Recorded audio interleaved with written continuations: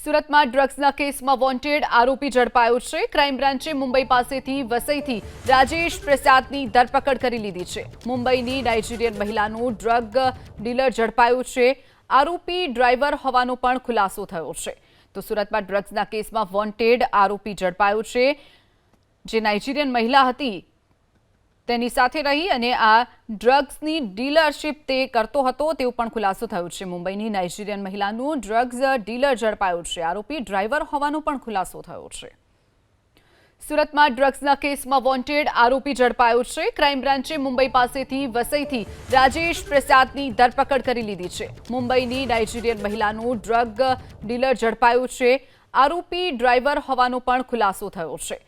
તો સુરતમાં ડ્રગ્સના કેસમાં વોન્ટેડ આરોપી ઝડપાયો છે, જે નાઇજીરિયન મહિલા હતી તેની સાથે રહી અને આ ડ્રગ્સની ડીલરશીપ તે કરતો હતો તેવો પણ ખુલાસો થયો છે। મુંબઈની નાઇજીરિયન મહિલાનું ડ્રગ્સ ડીલર ઝડપાયો છે। આરોપી ડ્રાઈવર હોવાનો પણ ખુલાસો થયો છે।